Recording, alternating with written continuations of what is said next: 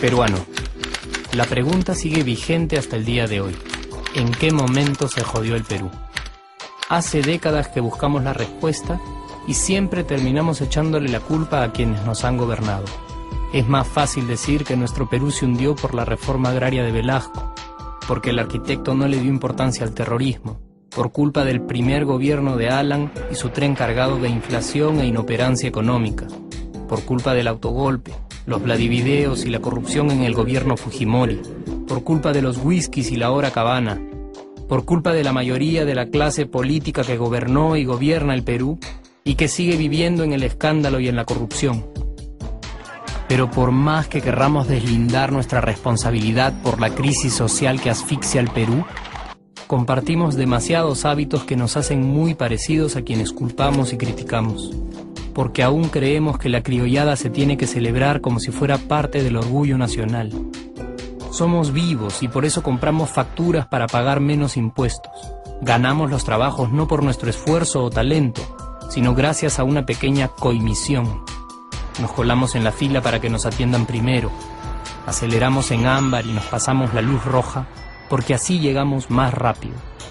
Somos tan vivos que si no encontramos estacionamiento, nos ponemos en el espacio azul reservado para las personas con discapacidad. Robamos la señal de cable, robamos electricidad y no nos consideramos ladrones. Reclamamos que haya justicia y se acabe la corrupción, pero le pagamos 5 soles a un policía para que no nos ponga papeleta o al juez para que abogue por nuestra causa. Jamás le damos el pase a un transeúnte en el cruce peatonal porque en el Perú, si no eres vivo, no eres nadie.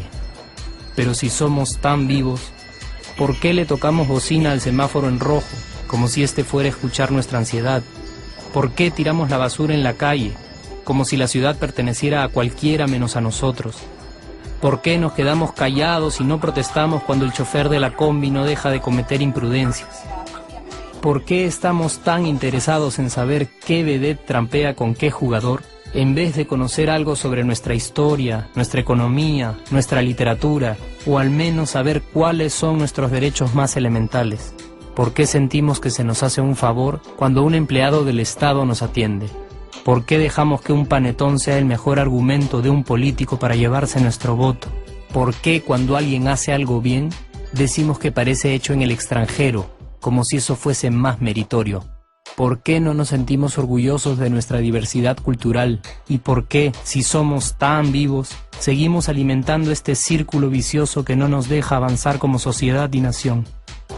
Es cierto que nuestros niveles educativos dan pena, y si queremos llegar a ser un país con posibilidades de desarrollo, se tiene que invertir en escuelas y capacitar a los maestros. Pero ¿de qué nos servirá una buena educación fuera de casa, cuando dentro educamos a nuestros hijos dándoles el peor ejemplo? Es cierto que se necesitan medidas urgentes para frenar la ola de delincuencia y violencia que azota al país. Pero ¿de qué nos servirá pacificar las calles cuando en nuestros hogares la violencia física y psicológica parece haberse institucionalizado? Es cierto que se necesita una verdadera reforma judicial para que en el Perú se pueda hablar de justicia, pero ¿de qué servirá lograrlo cuando la mayoría de nosotros sigue avalando la ley del más fuerte, del más rico, del más vivo? Es cierto que para reducir los conflictos sociales se requiere del diálogo, pero ¿de qué nos servirá ese diálogo si seguimos pensando que dialogar es imponer nuestras ideas y no escuchar al que piensa diferente a nosotros? Es cierto que necesitamos mejores leyes de inclusión social y muchísimos más proyectos de integración, pero ¿de qué nos servirán estas leyes y proyectos si hasta el día de hoy la publicidad peruana define nuestros estratos socioeconómicos por el color de la piel y a nadie le parece raro? Si hasta el día de hoy seguimos avergonzándonos de nuestras diferencias o sintiéndonos superiores por estas mismas diferencias. Es cierto, es mucho más fácil echarle la culpa de absolutamente todo a nuestros gobernantes, pero la realidad es que el Perú se hunde en exacta proporción a esa viveza que alimentamos todos día tras día. Sí, somos nosotros la materia prima con la que se hace este país, y si no corregimos nuestros hábitos, Si nuestra materia prima sigue adulterada, cualquier producto que hagamos también saldrá adulterado. Y por más logros que obtengamos en nuestra economía, en los deportes, en las artes, en nuestra cocina, por más orgullosos que nos sintamos de nuestros representantes, de nuestra historia, de nuestras maravillas o de nuestra creatividad, si no cambiamos estos hábitos, seguiremos preguntándonos ¿en qué momento se jodió el Perú? Yo ya estoy harto de esa pregunta. Estoy harto de ver cómo un país con tantas posibilidades y oportunidades, con tantas riquezas naturales y con tanta historia, tenga que seguir viviendo en el subdesarrollo solo porque no nos creemos capaces de vivir de otra manera. Estoy harto de que las desgracias de nuestros vecinos sean nuestro mejor consuelo.